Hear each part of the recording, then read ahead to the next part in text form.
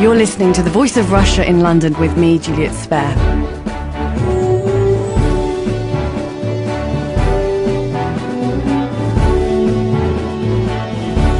Our discussion today begins with a story.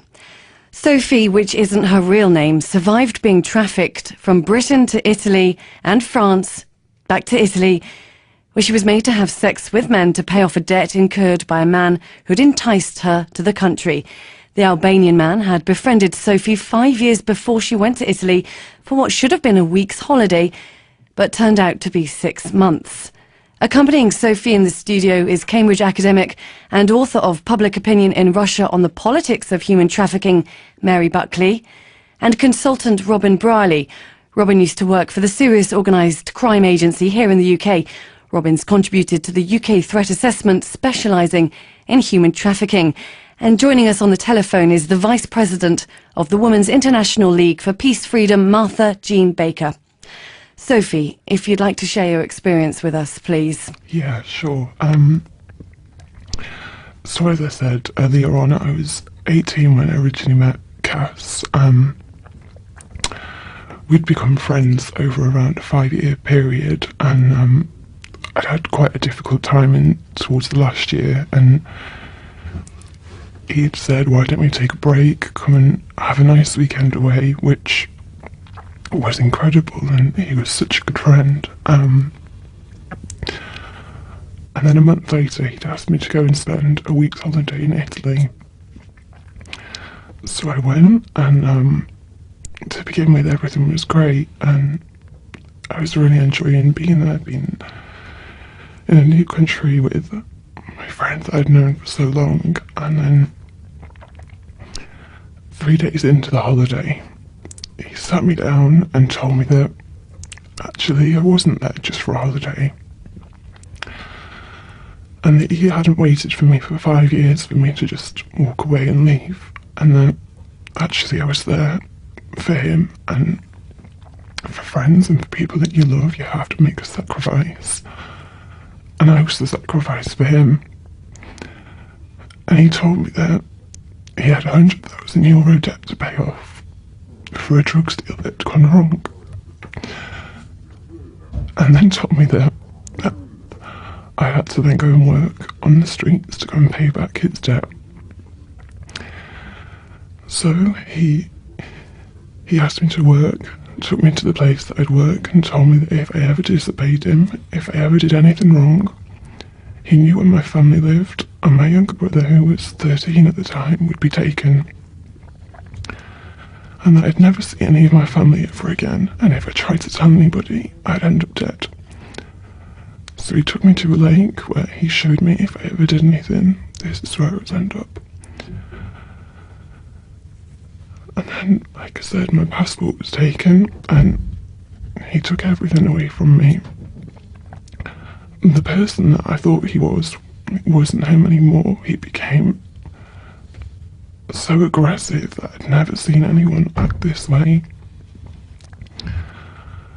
So on the third night, I went to work, and then 6 months I carried on working.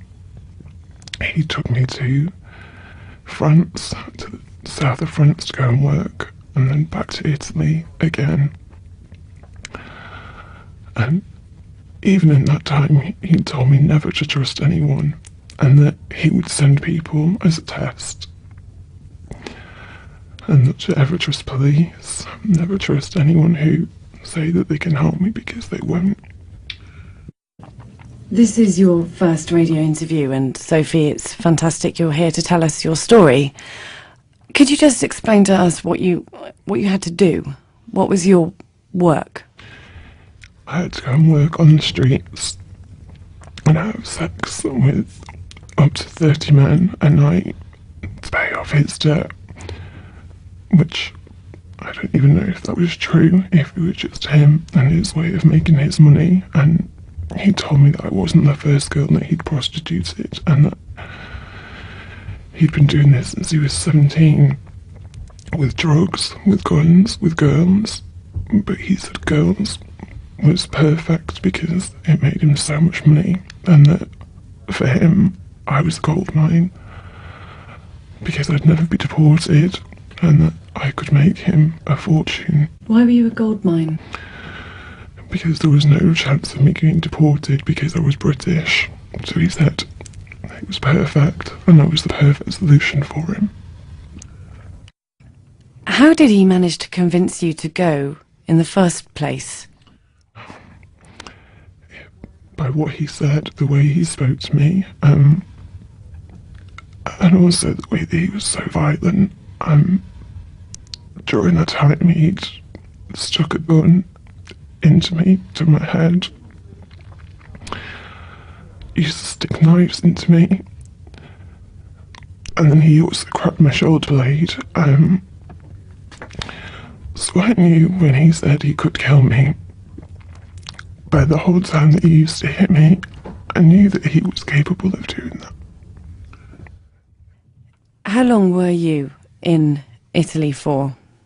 I was there for 6 months, until I was sick. Throughout the 6 months I kept getting pneumonia, and I'd gone to about 6 stone, and the pain of having sex was just too much, and I ended up in hospital, and that's how I managed to escape.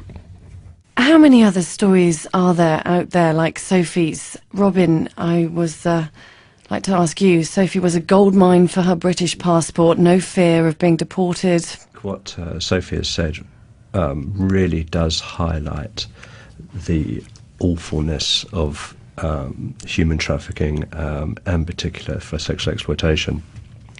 I think one of the problems is the question you've just asked is almost unanswerable, because if you have a look at the key points that Sophie's just raised, whereas she's clearly been groomed for 5 years, she's had her identification taken off her as a form of control, she was probably absolutely terrified of going to law enforcement, and he's already instilled that in her. You know, there's some aspects of that that are very similar to the cases up north just recently in the UK. And I think for many reasons, you know, it's absolutely not known the scope of this problem, particularly in the UK, but almost worldwide and certainly within Europe. You know, this is a chap who's an Albanian. First of all, he was in this country. I think one of the first questions that springs to mind is if he was Albanian, if he was in this country legally in the first place, and how he got into this country, and if the name wasn't mentioned of this person for obvious reasons, if anybody ever does know his real name. So I think, you know, that's the bottom line. The scope of the problem in this country is completely and utterly unknown. Sophie. Yeah, he was here illegally. He came over when Serbia and Kosovo went to war in '99, and he initially claimed that he was Kosovan. And then he was wanted on an attempted gun crime for an attempted shooting, and that's eventually how they managed to deport him. Yeah, and it does make you wonder that where he spent 5 years grooming Sophie, I suspect he's probably been grooming many others at the same time, and I suspect some of those victims are probably undetected even to this time now. Sophie, you're the first British woman to admit to being trafficked. That's a legacy you can leave, being part of discussions like this today, and writing a book, I understand, and setting up a foundation in the hope that other victims will come forward, so that people who make legislation, try and enforce law, can build a profile of actually what is happening. Building a profile, Mary, that's something you did in Russia. Can you tell us a bit about your article on the politics of human trafficking? Well, the situation in Russia, like every country in the world, is one where the statistics that are given are really not definitive. No one can really know how many women are trafficked or men trafficked out of Russia. There are estimates. But the situation in Russia is one of huge trafficking. Thousands and thousands of women especially, but also men, have been trafficked out. And also within the country, from rural areas into the cities, and also from Central Asia, particularly men, into Russia. And the situation there is really one that is fluid and moving very fast. One might be trafficked by just having an acquaintance who suggests that there's a good job as a dancer or a waitress in another country which will earn an awful lot of money, or a job for men in construction work, or not just word of mouth, but also in newspapers. There are very enticing newspaper ads for well-paid work elsewhere. So at a situation of economic collapse after the disintegration of the Soviet Union, at a time of unemployment for many, low wages, it's very attractive to go somewhere else and also to see the world.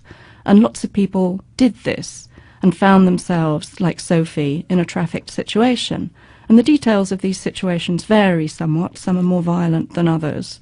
But the attitudes of the population are very interesting to human trafficking, because first of all, we found that there's an awful lot of lack of knowledge here. People don't know necessarily what's been going on, even though there are quite a few newspaper articles now. It has been covered widely in the Russian press, in most newspapers. Secondly, there's a lack of understanding of the extent of the trafficking. Thirdly, very often the women who are trafficked are blamed themselves. There's the notion that it's her own fault. She should have known what she was getting into, which again is not very productive.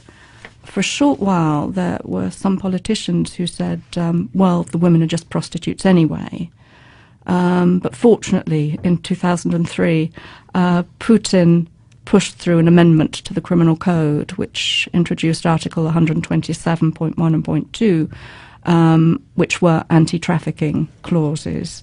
And more recently, when Medvedev was president, he signed an agreement with the states of the CIS on a collaborative anti-human trafficking project. I think we've yet to see the results of that, however, but nonetheless it's there on the table to be followed. You're listening to The Voice of Russia in London with me, Juliet Spare, where we're talking about human trafficking. Joining me in the studio is Sophie, whose voice has been disguised. Sophie's British and was trafficked to Italy. Robin Brawley, who used to work for the Serious Organised Crime Agency and specialises in human trafficking. Cambridge academic Mary Buckley, who wrote Public Opinion in Russia on the politics of human trafficking. And on the telephone, Vice President of the Women's International League for Peace and Freedom, Martha Baker. Martha, just before I come to you on the phone, I just want to ask Sophie, did you grapple with who was responsible for what had happened to you? Is that something you're still grappling with now? Sometimes I struggle with the whole concept of it, but it's actually public perception of it was it my own fault, which was a really interesting response, and I've had fantastic support from the public since they've read the book, which has really helped raise awareness. But there is always the handful of people which will blame me and say it was my own fault, which is really difficult. And you know, if it was everybody's own fault, we wouldn't be in such a situation with millions of women and men that are trafficked across the world. So really, it's that perception that really has to change. Martha, we understand the perception needs to change, but obviously alongside that, so does legislation. Sophie's story is particularly interesting in that the press here and we in the UK tend to think of the UK as a receiving country of people who've been trafficked, and don't really, and maybe the case in the north where there were these girls who were groomed, we think of that as an internal issue, but we don't have the consciousness of people like Sophie who've been groomed and trafficked from the UK. So that is a different dimension that personally I hadn't really thought of before.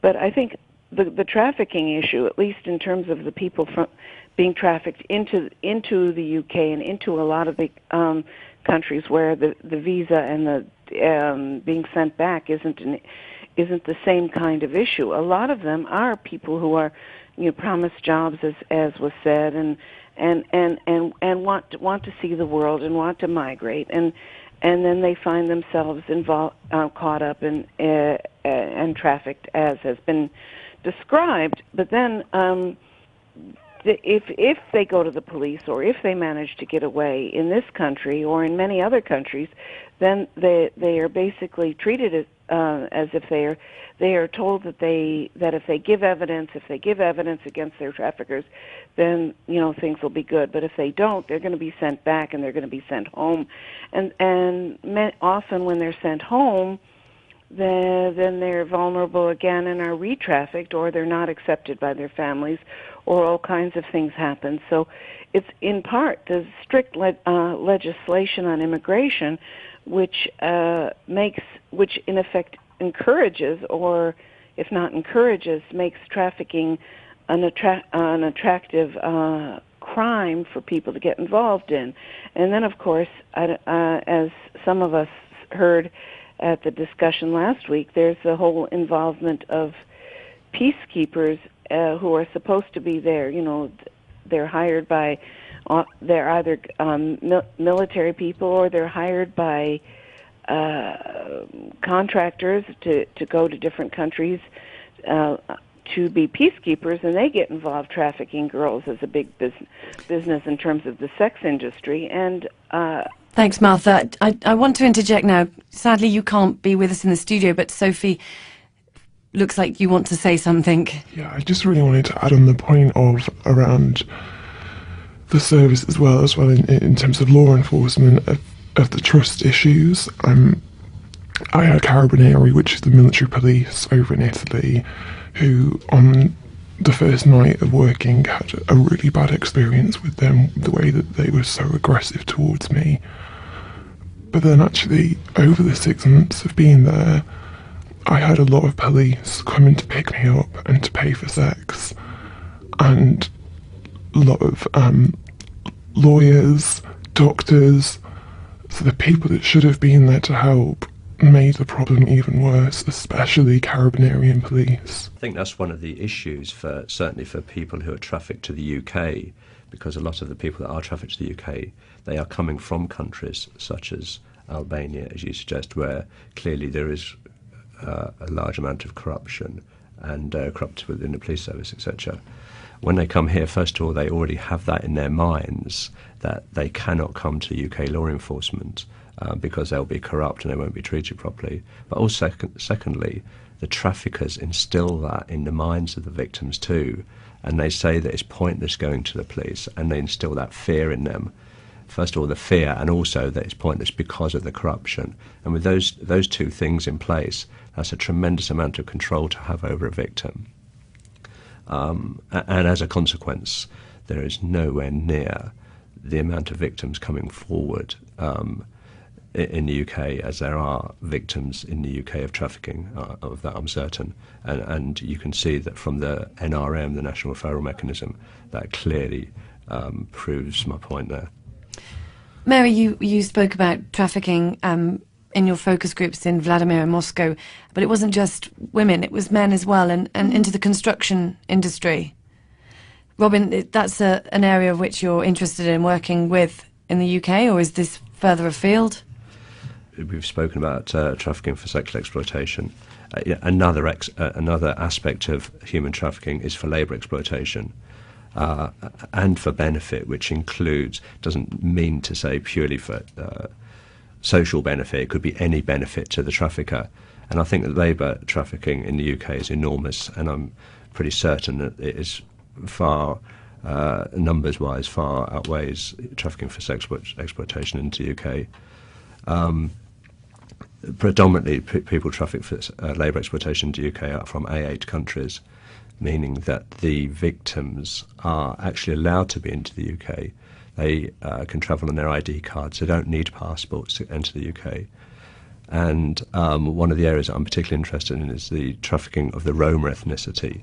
And one of the things that makes a victim of trafficking is somebody being vulnerable in a number of ways.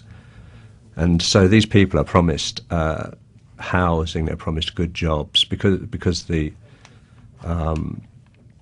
where they live in perhaps Slovakia, for example, in the Roma villages and that, is complete and utter poverty. If you go there, you wouldn't think that you were in Europe, to be honest. So coming to the UK, you cannot blame the victims of trafficking for wanting a better life. And when they get here, they are exploited, without a doubt.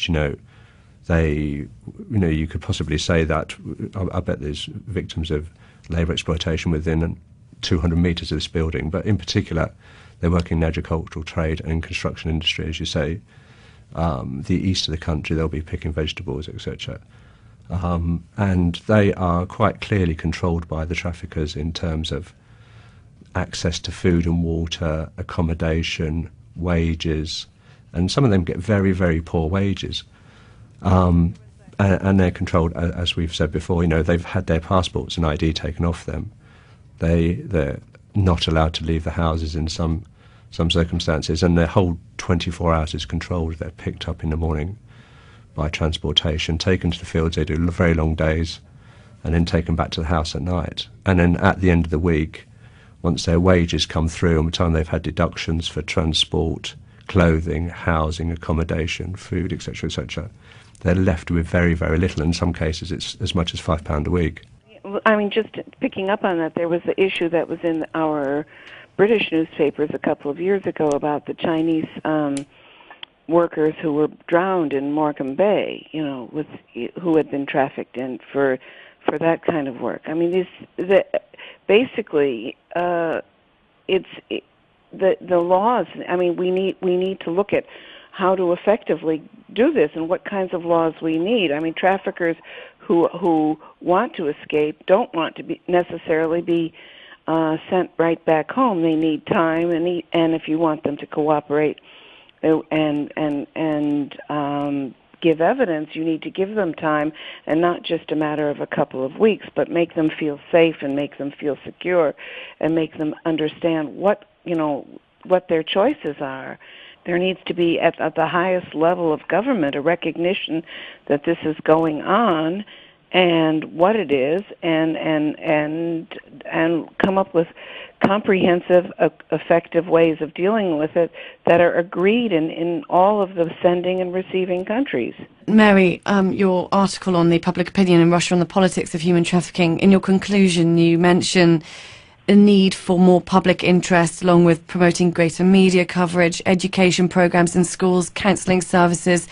This is universal advice. There were two focus groups, one in Moscow and one in Vladimir, as you say. This was done through the Levada Center. Their views, although very different during the course of the focus groups, at the end they came out with general conclusions. As you say, more media coverage, more knowledge about this, more information. And some of them argued for strengthening the family, which is a very sort of old Soviet line, but that persisted as well. And they were also aware the reason why traffickers are very hesitant to approach them is not just that they fear them and they're not sure they can trust them, it's also because they lack the language. If they're in a different country, it makes it very hard speaking to the police if you can't have a common language with them. And on the topic of construction, I think it's interesting at the moment, a lot of work coming out of Central Asia, pointing out how it's no longer women who are the majority of the trafficked, but men. Although sometimes men will arrive in Russia or Kazakhstan in particular quite legally, it's when they get there that they find themselves in jobs like construction, the tobacco fields, the cotton fields, and indeed children have forced labour in the tobacco fields and cotton fields. It's a very serious problem, and withholding of payment, withholding of wages, poor conditions, very often lack of food accompany this work. And they're often treated as, whether they're sex workers who are treated as prostitutes, or the men who come in who are treated as illegal immigrants. This is the big headline in this country: illegal immigrants. And you need to get to the bottom of what's going on here, and how did they get here? Why are they here? And not all illegal immigrants, and I'm using that phrase in inverted commas, are the same. They're a lot of them are, just as you said, Mary. They come in maybe on holiday, and then they end up in being victimized. I think one of the key issues is the raising of the awareness within the public. I think that has to be, I know that we've mentioned legislation is important, but I think raising awareness, because I think that Absolutely. The voting public are the ones that obviously choose the government at the time. And the government at the time obviously make decisions on legislation based on public opinion. Some of the time, for example, rioting, burglaries, car thefts, etc., etc. If you are a member of an organisation, an NGO, or any group of experts on human trafficking, and if you just take one step out of that group, people's knowledge is practically zero. And that's not the same for many other aspects of criminality where there's victims involved. If you talk about drugs, for example, if you're having a conversation with friends or colleagues about drugs, people who are not even involved in the drugs, law enforcement, etc., most people have got a rough idea that cocaine will come from South America and roughly how it gets to Europe, etc. When it comes to human trafficking and smuggling, people have got absolutely no idea. And most people, and that's not just general public, it's CEOs of companies, it's MPs. Ask the majority of people what's the difference between trafficking and smuggling, and the majority of people will not know. And it's that type of ignorance and lack of awareness means that the profile isn't high enough. And if people heard some of these stories, they would be absolute outrage. One thing that is essential for Russia in particular, and indeed all of the East European states, is more NGOs and more shelters that can look after the women who manage to return. There's really a dearth of these. There's a handful, but it's not enough. Now, raising the profile of human trafficking, we have Sophie to thank for that, who's been brave enough to come and join us in the studio today. You're listening to The Voice of Russia in London with me, Juliet Spare, where we're talking about human trafficking. Sophie's, whose voice has been disguised, went from the UK to Italy, where she was forced to work as a prostitute. You've recently been back to Italy. Tell us about that experience. Yeah, I was invited back to Italy to go to Rome, to go and speak at the Vatican for the Catholics conference for the bishops' community, where we had a mixture of law enforcement, NGOs, to really talk about predominantly how could the Catholic community really support and be involved in combating human trafficking. And that was the first time back in Italy since the whole experience. How do you want to take what happened to you forward? I think the only way that it can be taken forward is to do something good with it, and that is the whole reason why I wrote the book, Trafficked, is to really change perception and stereotypes, and actually to get this across to the public, to be something that is a topic that everybody needs to know about and be aware, but also to be used in education as well. I think, as you've said, education is a real key factor, but also looking at demand. If younger people were educated now, then that would then lower and fuel the demand for actually visiting prostitutes. I'd like to thank all my guests for joining this discussion on human trafficking. Robin Brawley, who used to work for the Serious Organised Crime Agency and specialises in human trafficking. Cambridge academic Mary Buckley, who wrote Public Opinion in Russia on the politics of human trafficking. And on the telephone, Vice President of the Women's International League for Peace and Freedom, Martha Baker. And to Sophie for taking part in her first ever radio interview on The Voice of Russia here in London. So as I said earlier on, I was 18 when I originally met Cass. We'd become friends over around a 5-year period, and I'd had quite a difficult time towards the last year, and he'd said, why don't we take a break, come and have a nice weekend away, which was incredible, and he was such a good friend. And then a month later, he'd asked me to go and spend a week's holiday in Italy. So I went, and to begin with, everything was great.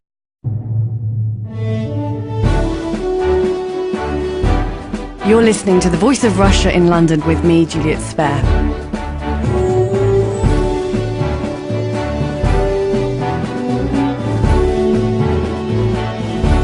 Our discussion today begins with a story.